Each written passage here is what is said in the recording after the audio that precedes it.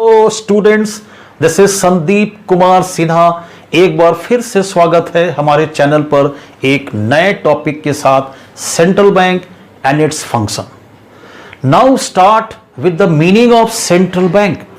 Central means lying in the centre. Circle की जब हम बात करते हैं तो बीच में एक पॉइंट है, fix point, that is called centre. तो that bank which lies in the centre is the central bank. और बैंक है means it accept deposit, at the same time it advances loans.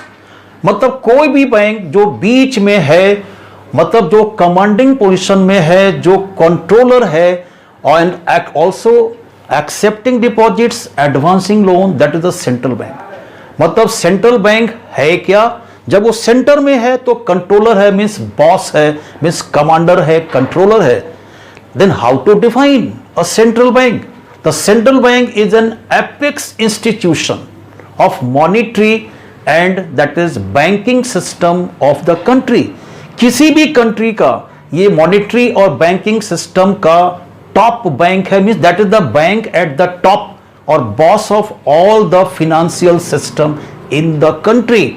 तो कैसे ये डिफाइन किया? Central bank हमारा क्या है? एपेक्स बैंक है, means being an apex institution that is bank at the top.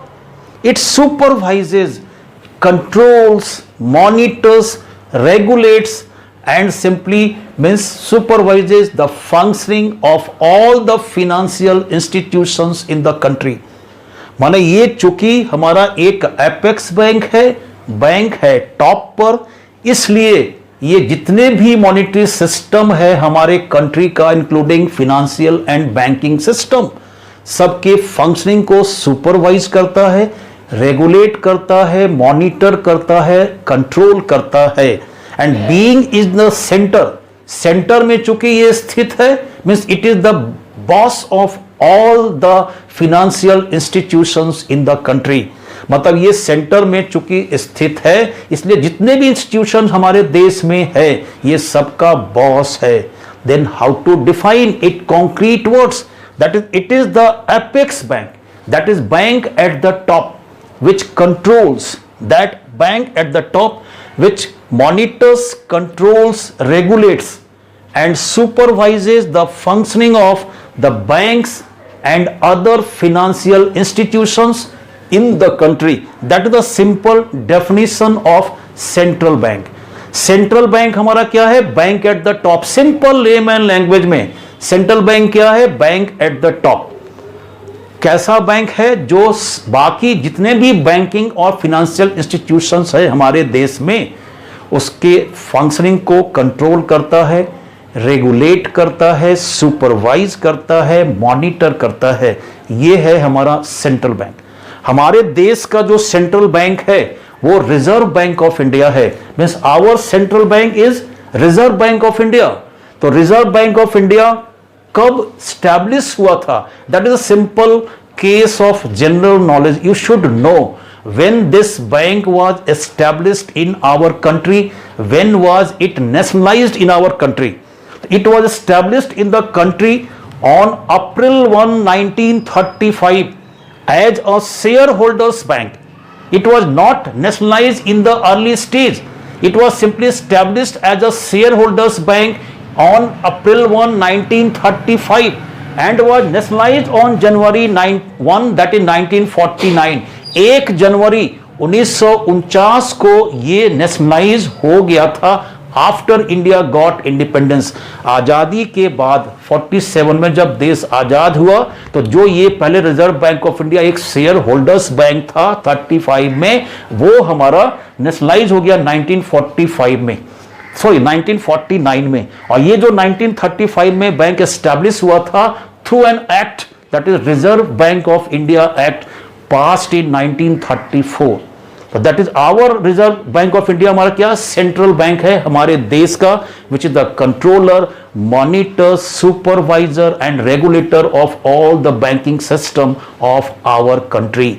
Before the economic reforms RBI के powers बहुत थे।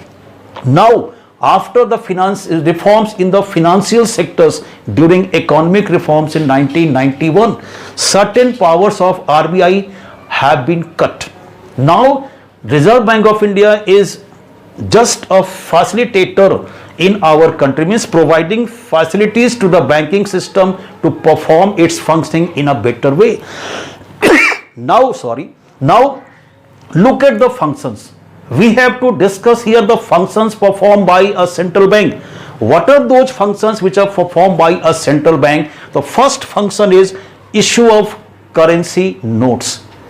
Means central bank has been given the exclusive right और monopoly power of issue currency notes.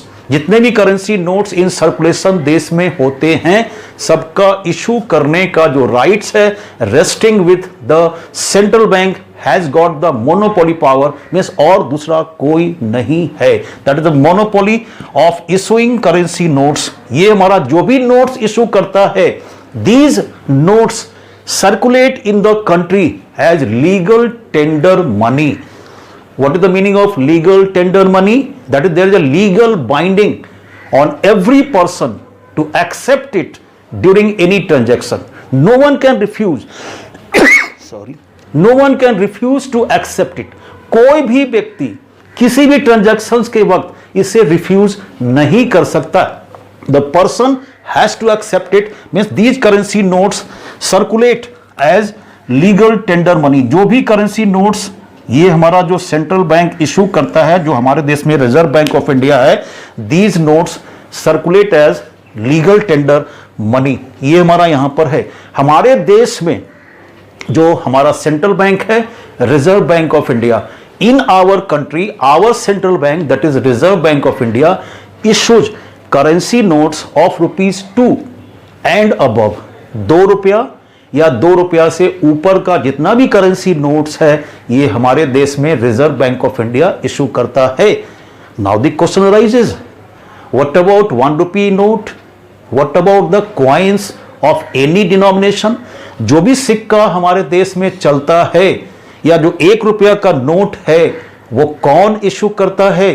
तो 1 rupee note and coins of any denominations, कितने भी value का सिक्का हो, चाहे वो 10 रुपया का सिक्का हो, 5 रुपया का सिक्का हो, 50 का हो, 75, 100, 125, 200. अभी हायर डिनोमिनेशंस का भी कॉइन्स इशू हुआ है ना. That is not in circulation in some of the cities but in some cities it is in circulation. तो वैसा कोई भी करेंसी जो है नोट 1 रुपया का और जितना भी कॉइन्स है of all the denominations in our country these are not issued by Reserve bank of India. तो then who issues these notes? That is 1 rupee note and coins, ministry of finance.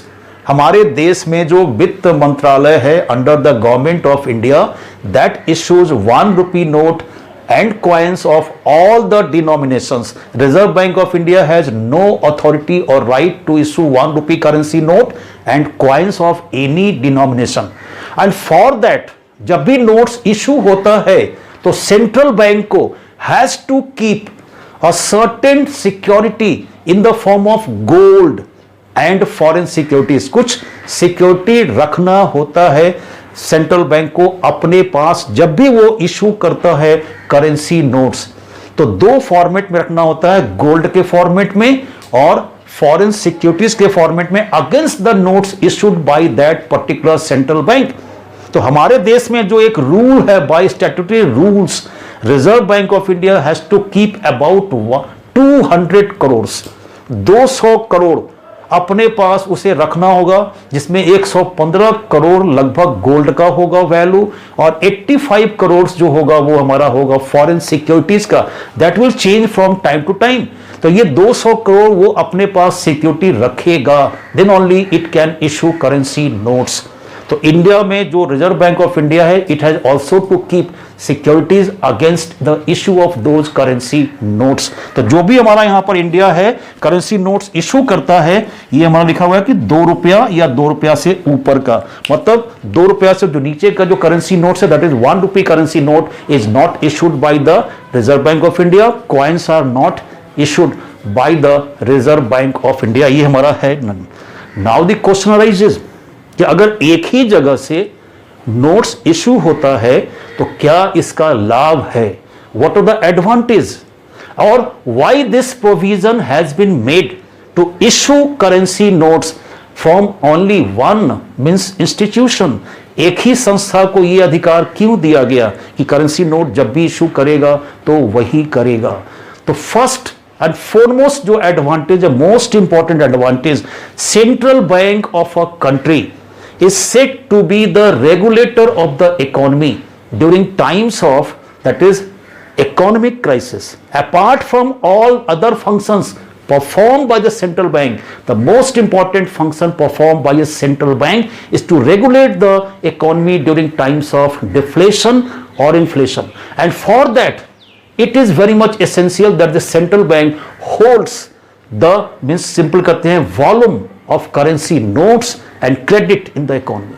So just to secure, first advantage, just to secure control over volume of credit and money supply in the economy during times of कब, inflation and deflation in the economy, जब भी economy में price rise situation है या कहते हैं price fall situations है, तो just to secure control over the volume of credit in the economy and volume of money supply in the economy, central bank, that is our reserve bank of India, has been given the power to issue currency notes of ₹2 and above. तो ये हमारा एक तरह से कह सकते हैं to regulate the economy, first advantage. Number 2, that is ensuring uniformity. अगर एक जगह से नोट छपता है तो सारा नोट्स एक साइज का होगा, एक पेपर से बनेगा, इंक, कलर जो भी होगा सब सिमिलर, सेम टू सेम होगा। That's why to just ensure the uniformity in the notes issued, notes अलग अलग ना दिखे। अगर सपोज करते हैं 3 इंस्टीट्यूशंस को नोट इशू करने का राइट दे दिया, तो किसी ने 100 रुपया का नोट बड़ा छाप दिया, किसी ने छोटा छाप दिया, कोई लाल छाप दिया, कोई पीला छाप दिया, अलग अलग कलर्स में notes would be available in the market. तो पीपल को जब होगा उनके सामने हमेशा होगा कंफ्यूजन कि whether it is a fake note और अ सिंपल रियल नोट, असली है नकली है, ये समझना बहुत मुश्किल होगा। तो अगर ये एक ही एग्जिट पॉइंट होगा इशू ऑफ करेंसी नोट्स का, तो क्या होगा, नोट्स में यूनिफॉर्मिटी होगा। That is the second advantage to just ensure uniformity in the notes issued. And third one, that is the most important part, to bring stability. Monetary system में stability लाने के लिए और लोगों का भरोसा करेंसी नोट्स में हो, मॉनेटरी सिस्टम में हो देश का, it is very much essential that the central bank should be given the exclusive right to issue currency note. That's why to bring stability in the monetary system and create confidence among the people, the means issue of currency note is resting with only the central bank. That is the first function performed by central bank of a country, that is issue of currency note. Now let us move on to the second function of, that is central bank. Sorry, हमने बोल दिया commercial bank, that is central bank. Central bank का first function है issue of currency note. अब हम move करते हैं, let us move on to the second function of central bank, that is banker to the government. The second function of central bank, that is it is the government bank, means it is a banker to the government. मतलब ये हमारा bank government का bank है। तो banker government जो हमारा है वो किस कैपेसिटी में काम करता है central bank? It is acting like a banker to the government, it is acting like a fiscal agent to the government, and at the same time it is acting like an adviser to the government on economic issues during framing of policies और taking any economic decisions during the times of crisis. तो as banker to the government ये करता क्या है? रुपया bank deposit accept करता है government का। तो जो भी डिपॉजिट्स गवर्नमेंट का एक्सेप्ट करता है, it is accepted in the current account of the, that is central bank. मतलब no interest is paid on those deposits made by the government in central bank, because it is a central bank में जो भी accept करता है deposit government का, वो current account में होता है ऑफ द गवर्नमेंट। दोनों गवर्नमेंट का, सेंट्रल गवर्नमेंट हो या स्टेट गवर्नमेंट हो, दोनों गवर्नमेंट्स का ये एक्सेप्ट करता है deposits and makes payments on behalf of the government. सरकार के बिहाफ में ये पेमेंट्स भी करता है to the concerned party. That is first function perform by the central bank as a banker to the government. Number 2, as a fiscal agent. जब भी ये फिस्कल एजेंट तरह काम करता है तो क्या करता है? It is giving short term loans to the government, short term loans देता है गवर्नमेंट को, and at the same time it manages the entire public debt of the country during that period of time. वो public debt manage करता है। A third one, as an adviser to the government, it simply advises the government on certain economic and monetary issues like deflation, inflation, devaluation, revaluation, deficit financing, etc. So that is the second function of the central bank, that is, it is the banker to the government. Now move on to the third function of the central bank, that is bankers bank or commercial banks. Now the third function of central bank is that it acts like or as a bankers bank, that is, it is a banker to the commercial bank. In what capacity it does the performance of function of a bank to the commercial banks? जो रिश्ता एक public का commercial banks के साथ है, the same relationship is there between commercial banks and central bank. बस central bank हमारा क्या है? कॉमर्शियल बैंक्स का बैंक है। किस कैपेसिटी में ये as a banker to the commercial banks काम करता है? Let us have a look all these. That is number one, it accepts deposits. ये कॉमर्शियल बैंक्स का डिपॉजिट्स अपने यहां एक्सेप्ट करता है और कॉमर्शियल बैंक्स को लोन्स भी ग्रांट एडवांस करता है। जो भी डिपॉजिट जो हमारा वो कॉमर्शियल बैंक सेंट्रल बैंक के पास रखता है सरप्लस फंड्स का, on that deposits made by the commercial banks, central bank pays interest at a certain rate, and that rate is called as reverse repo rate, and at the same time it is advancing loans to them. means ये banking function perform करता है commercial banks के साथ। वो रिश्ता वही है जो आम पब्लिक का commercial बैंक के साथ होता है। that is the first function as a bankers bank. Number two, whenever any commercial bank fails to get any financial accommodation during the times of fund crisis from any source, जब भी किसी भी commercial bank को fund की crisis होती है किसी भी वक्त में, जब भी वो नहीं उसको कहीं से फंड मिल पाता, then the commercial banks approaches to the central bank for a short term loan, loan के लिए जाता है। In such situations, central bank helps those commercial bank and advances loans against approved securities. Securities के against में वो loans देता है commercial banks central bank को as a last resort, just to save the financial structure of the company from the collapse. ये banking structure collapse ना हो जाए, लोगों का भरोसा ना उठ जाए बैंकिंग सिस्टम में या मॉनेटरी सिस्टम में, इसलिए सेंट्रल बैंक जो है फाइनेंशियल स्ट्रक्चर को कोलैप्स होने से बचाने के लिए as a last resort commercial banks को लोन्स देता है during that period of fund crisis, and in this stage it is said to be the lender of last resort. means central bank is acting as a lender of the last resort for those commercial bank. That is a central, that is second function as a banker to the government, means it is the lender of the last resort for those commercial banks during the times of fund crisis. And number three, custodian of cash reserves of the commercial bank, means central bank is the custodian of cash reserves of the commercial banks.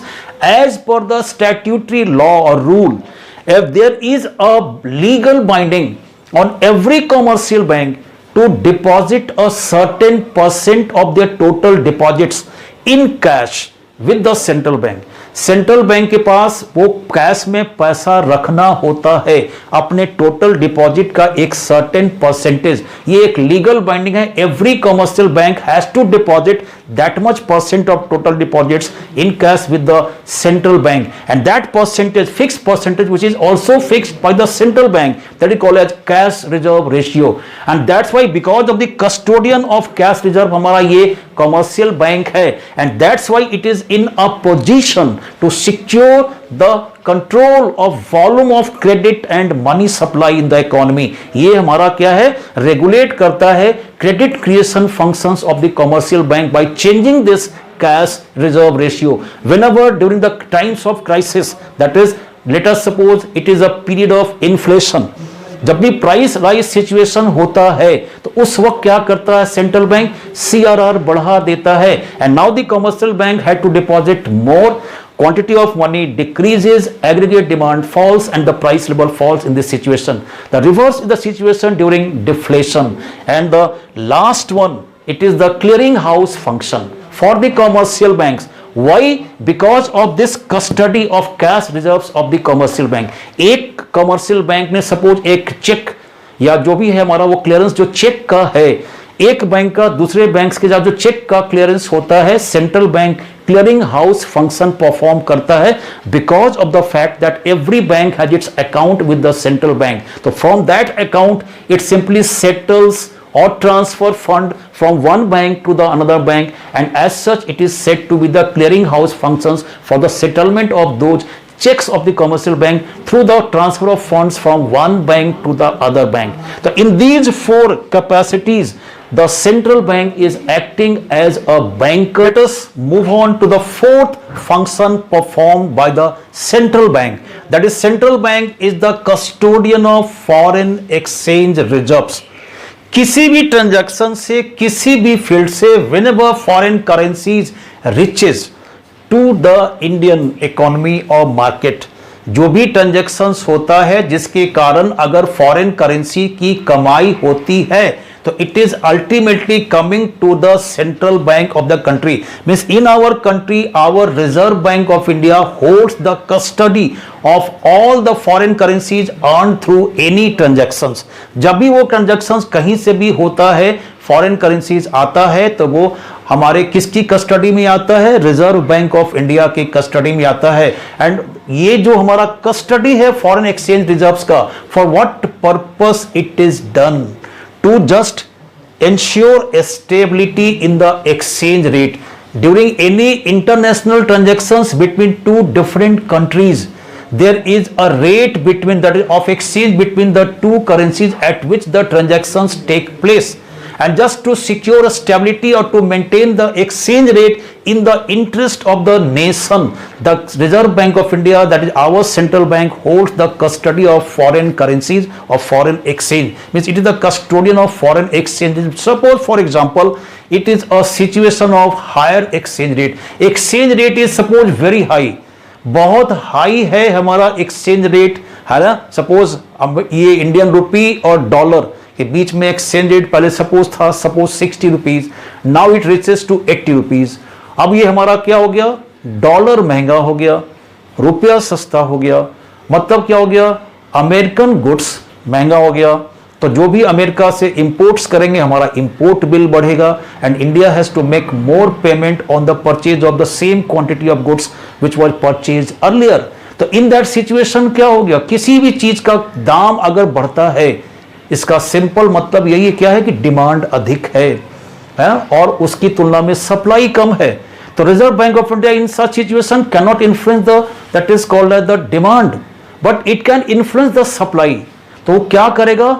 starts selling dollar in the exchange market, raising the supply of dollar in the exchange market, and demand for dollar remaining the same, the price of dollar will fall in the exchange market. मतलब dollar का कीमत घटेगा, मतलब exchange rate घटेगा, and then it would be in the interest of the nation.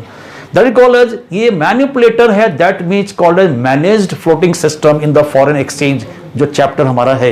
मतलब ये dirty tricks है, politics है, but in the interest of the country every central bank performs this functions, manipulate the exchange rate in the interest of the nation.